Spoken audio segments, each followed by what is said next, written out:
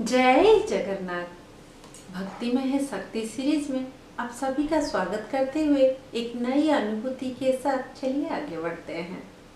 दोस्तों, आज की जो अनुभूति है महाप्रभु श्री जगन्नाथ जी के ऊपर नहीं है। उड़ीसा की केंदुझर डिस्ट्रिक्ट में एक तारिणी पीठा करके है, माता तारिणी। उनको बहुत ज़्यादा उड़ीसावासी विश्वास करते हैं। उड़ीसावासी क्यों, उड़ीसा के बाहर के लोग भी जो उनके बारे में सुनते हैं उनको विश्वास ना होते हुए भी विश्वास आ जाता है। तो दोस्तों, आज वही माता रानी की एक अद्भुत करिश्मा, एक जयंत नारायण पंडा जी की एक अनुभूति, जो कि मैं ये दिव्य अनुभूति पुस्तक से ली हूँ। लेखक और संपादक दोनों जयंत नारायण पंडा जी हैं। तो दोस्तों, चलिए हम अनुभूति के तरफ आगे बढ़ते हैं। दोस्तों, एक दिन क्या होता है, मतलब जयंत नारायण पंडा जी की जो धर्म पत्नी है, उनकी जीभ में उनको फील होता है कि एक छोटा सा जैसे मांस का टुकड़ा वो बढ़ रहा है। तो मुंह में एक अजीब सी लगती है ना, जैसे कि कुछ हो रहा है। तो वो अपने मतलब पति जो जयंत नारायण जी हैं उनको बताते हैं कि ऐसे हो रहा है। उनको लगता है कि मुंह में छाले पड़े होंगे।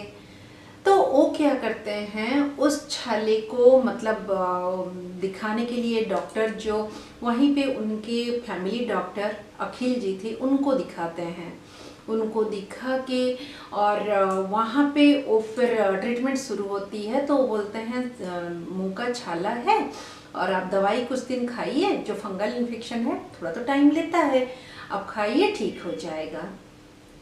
लेकिन जो हमारी अंग्रेजी दवाई के साथ साथ जो घर के नुस्खे होते हैं वो भी वो उसके साथ करते रहते हैं, जैसे बकरी का दूध पिलाना, गरम घी लगाना, ये सब करते हैं। कुछ दिन बाद ठीक हो जाता है। ऐसे ऐसे कुछ दिन निकल जाता है। 4-5 महीने बाद वो फिर से बोलती हैं, नहीं मेरे ने उस जगह पे फिर से वो ऐसे लग रहा है। तब जयंत जी जो हैं वो डर जाते हैं, ये कुछ दूसरा आकार ले रहा है क्या, ये कुछ दूसरा रूप ले रहा है क्या। फिर से वही अपनी जो फैमिली डॉक्टर हैं उनको दिखाते हैं। वो बोलते हैं ऐसा नहीं है, जो फंगल इन्फेक्शन है वो अगर अंदर से जाता नहीं है तो वो धीरे धीरे फिर से आता है। तो अभी मैडम को 1.5 से 2 महीना दवाई खानी पड़ेगी। दवाई खाते हैं, धीरे धीरे उसमें पेन भी शुरू होता है। जितना बकरी का दूध हो, जो मतलब घर के नुस्खे हो करते हैं, लेकिन वो ठीक नहीं होता।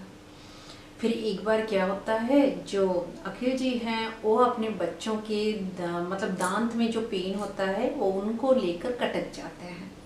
वो बोलते हैं हम मैडम को भी लेके चलते हैं, वहाँ पे दिखा लेंगे। और जयंत जी प्लान करते हैं, ठीक है अब काफ़ी दिन यहाँ पे ट्रीटमेंट हो गया, अब चलो हम उनको ना कटक लेके चलते हैं। और दोस्तों, वो उनको तुरंत कटक लेके आ जाते हैं। कटक में एक डॉक्टर हैं जो मुंह के डॉक्टर थे, गौरी शंकर आचार्य, उनको दिखाते हैं। तो वो क्या करते हैं, बोलते हैं ऐसे तो देख के पता नहीं चलेगा और हम चलो स्क्रैपिंग कर लेते हैं। लेकिन उनके फेस की जो टेंशन है, उनके फेस में जो एक डर है, उस चीज़ को जयंत जी पढ़ लेते हैं। लेकिन मन में एक आशा लेकर स्क्रैपिंग करवाते हैं। और उसके बाद जो डॉक्टर हैं वो बोलते हैं मैंने तो स्क्रैपिंग किया है, स्क्रैपिंग से आसानी से कुछ पता नहीं चलता, आपको बायोप्सी करना पड़ेगा और आप ना कुछ घबराइए मत। लेकिन वो पहला सवाल तो ये पूछते हैं कि आप कुछ पान वान खाते हैं क्या, कुछ तंबाकू वगैरह। तो उनकी पत्नी बोलते हैं मैं तो चाय तक नहीं पीती। तो दोस्तों, डॉक्टर बोलते हैं इतनी खुश मिजाज, इतनी हंसखुश महिला चाय तक नहीं पीती, मुंह में ऐसे कैसे हो गया। तो जयंत जी को समझाते हैं आजकल कोई बीमारी का कुछ नहीं पता, तो अब क्या हो जाए, तो उसलिए आप डरिए मत। जो आचार्य हरिहरा मेमोरियल कैंसर इंस्टीट्यूट है, आप उस हॉस्पिटल में जाइए और वहाँ पे जो डॉक्टर कृपा सिंधु जी हैं उनको बोलिए कि मैंने भेजा है और वहाँ पे वो बायोप्सी कर देंगे। वो एक चिट्ठी लिख के उनको भेज देते हैं। तो दोस्तों, फिर जयंत जी अपनी धर्मपत्नी को लेकर कैंसर हॉस्पिटल पहुंचते हैं। वहाँ पे बायोप्सी होती है। बायोप्सी का रिपोर्ट आया नहीं है, लेकिन डॉक्टर कृपा सिंधु जी बोलते हैं ये तो कैंसर है, ये कैंसर है और कैंसर फैल चुका है, आप लोगों ने काफ़ी लेट कर दिया, अब तुरंत इसको आपको ना मतलब ऑपरेशन करना पड़ेगा, वरना ये मतलब और ज़्यादा फैल सकता है। दोनों पति पत्नी को ना दिन दिखता है ना रात, पूरे दिन में उनकी आंखों के सामने अंधेरा छा जाता है। उनके बच्चों की जो भविष्य है, उनकी जो मतलब उनकी जो जिंदगी है, सब एक पल में कहीं खो जाती है। दोस्तों, मन में एक दुख, एक कोह भर के क्या करें, वहाँ से वापस आते हैं, लेकिन डॉक्टर उनको जाते जाते ये बताते हैं ऑपरेशन तो करना पड़ेगा, लेकिन बायोप्सी का रिपोर्ट ना आने तक मैं कुछ नहीं कर सकता, रिपोर्ट आ जाने दीजिए, रिपोर्ट जैसे ही आती है तुरंत ऑपरेशन करेंगे। और जो बायोप्सी का रिपोर्ट है 3 दिन में आएगा, और आप जाइए 3 दिन के अंदर पैसे का जुगाड़, रहने का जुगाड़, 1 हफ्ते की छुट्टी, ये सब इंतजाम करके आइए।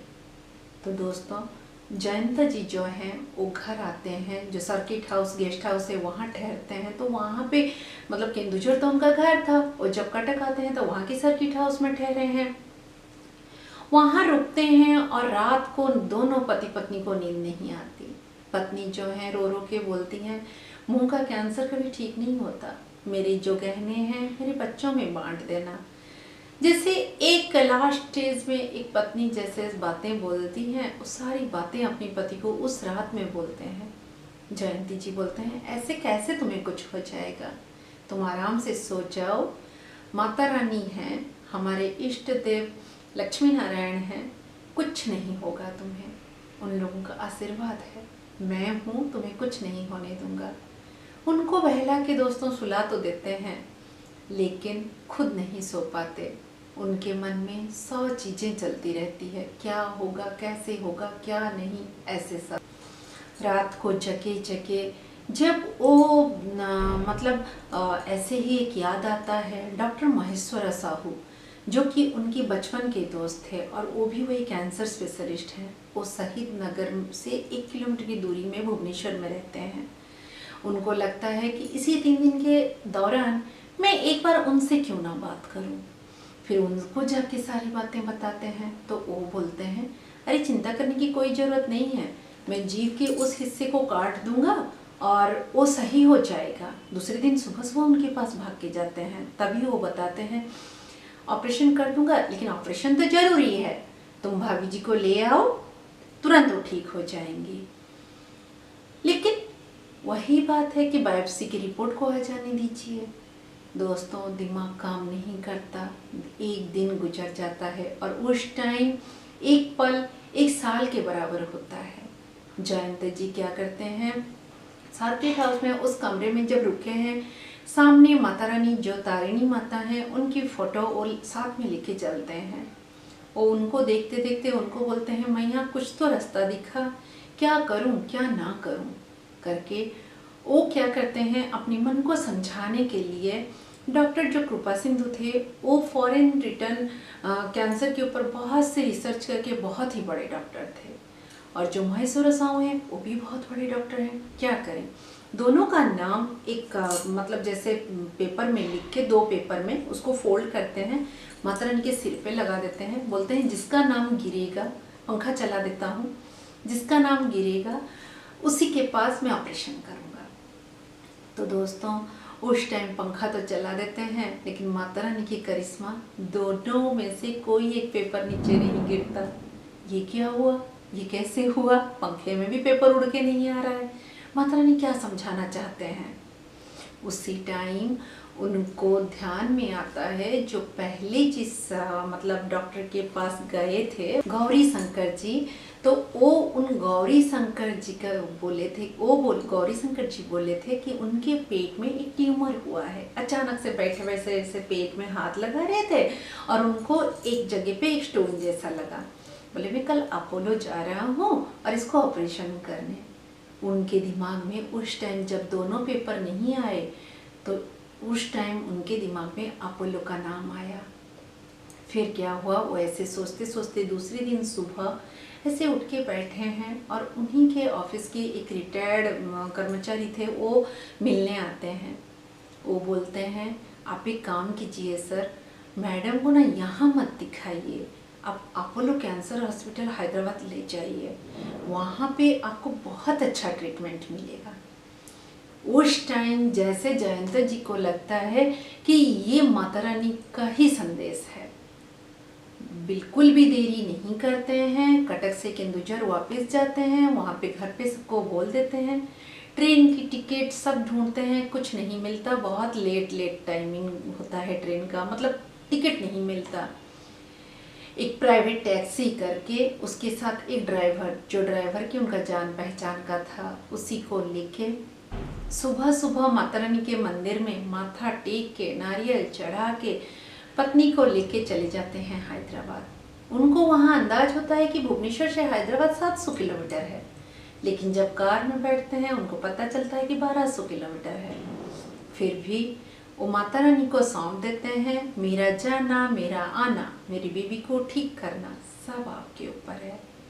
लेके जाते हैं दोस्तों, और जाके जब वो अपोलो पहुंचते हैं, जैसे होता है ना गांव से शहर आने में जैसे आंखें चौंक जाती हैं, जयंत जी का वही होता है।